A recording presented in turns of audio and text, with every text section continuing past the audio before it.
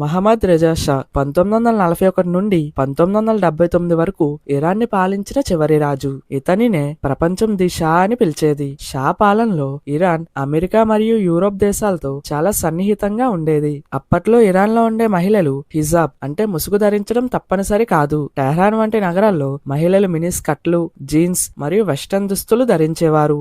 షా పాలనలో విద్యకు చాలా ప్రాముఖ్యత ఇచ్చేవారు. మహిళలు పెద్ద సంఖ్యలో విశ్వవిద్యాలయాలకు వెళ్లేవారు. అప్పట్లో ఇరాన్ లో నైట్ క్లబ్లు, సినిమా హాల్స్ మరియు పబ్బులు ఉండేవి. అమెరికన్ సినిమాలు, పాప్ సంగీతం బాగా ప్రాచుర్యం పొందాయి. అప్పట్లో టెహ్రాన్ ను మిడిల్ ఈస్ట్ ఆఫ్ ప్యారిస్ అని పిలిచేవారు. 1963లో ఇరాన్లో వైట్ రెవల్యూషన్ ద్వారా మహిళలకు ఓటు హక్కు లభించింది. అలా ఇరాన్లో ఉండే మహిళలు న్యాయమూర్తులుగా, మంత్రులుగా కూడా పనిచేశారు. 1970లో ఆయిల్ ధరలు పెరగడంతో ఇరాన్కు విపరీతమైన సంపద వచ్చింది. ఆ డబ్బులతో ఇరాన్లో రోడ్లు, హాస్పిటల్స్, కర్మాగారాలు వేగంగా నిర్మించారు. అత్యాధునిక యుద్ధ విమానాలను, ఆయుధాలను అమెరికా నుండి కొనుగోలు చేసేవారు. పైకి అన్ని బాగున్నట్లు కనిపించిన ఇరాన్ దేశం లోపల కొన్ని సమస్యలుండేవి. షా ఇరాన్ ను అమెరికా, యూరోప్ దేశాల సంస్కృతిలోకి మార్చాలని చూశారు. ఇది ఇరాన్ లో ఉన్న ముస్లిం మతబద్ధలకు అస్సలు నచ్చలేదు. తమ మతం, సంస్కృతి ప్రమాదంలో పడుతున్నాయని వారు భావించారు. ఇరాన్ దేశంలో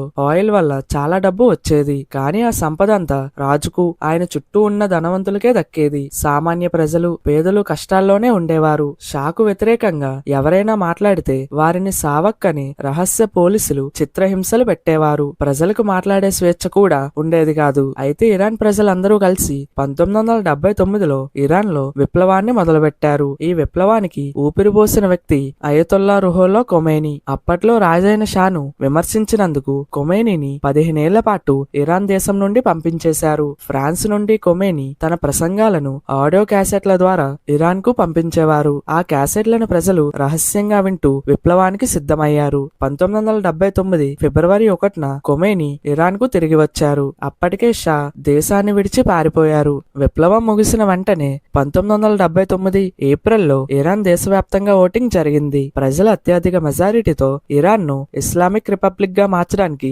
ఓటు వేశారు. విప్లవం తర్వాత ఇరాన్ పాలన వ్యవస్థలో ఒక కొత్త పదవిని సృష్టించారు. అదే సుప్రీం లీడర్. సుప్రీం లీడర్ ను ప్రజలు నేరుగా ఎన్నుకోరు. అసెంబ్లీ ఆఫ్ ఎక్స్పర్ట్స్ అనే ముస్లింల మత పెద్దల బృందం సుప్రీం లీడర్ ని ఎన్నుకుంటుంది. ఒకసారి సుప్రీం లీడర్ గా ఎన్నికైన తర్వాత ఆయన మరణించే వరకు లేదా అనారోగ్యం వల్ల తప్పుకునే వరకు పదవిలో ఉంటారు. ఇరాన్ లో అధ్యక్షుడు ఉన్నప్పటికీ అసలైన పవర్ సుప్రీం లీడర్ చేతుల్లోనే ఉంటుంది.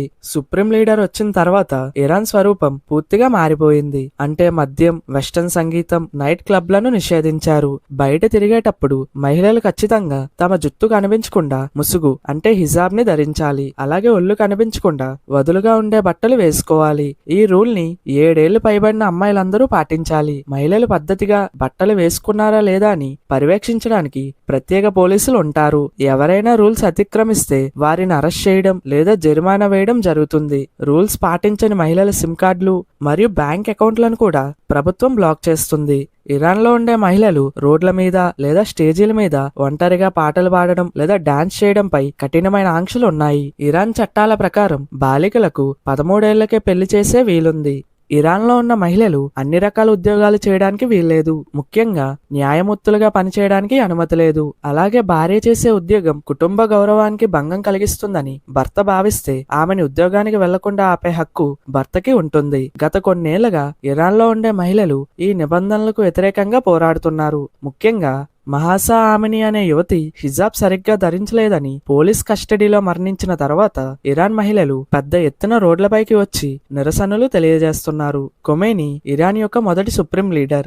ఆయన్ను ఇరాన్ ప్రజలు ఇమాం ఖొమైనీ అని పిలుస్తారు. ఖొమైనీ 1989లో మరణించే వరకు ఇరాన్ ను పాలించారు. ఆయన తర్వాత అయతొల్లా అలీ ఖమేనీ రెండో సుప్రీం లీడర్ గా బాధ్యతలు చేపట్టారు. ఫిబ్రవరి 2026లో అమెరికా, ఇజ్రాయెల్ జరిపిన దాడుల్లో అలీ ఖమేనీ మరణించారు.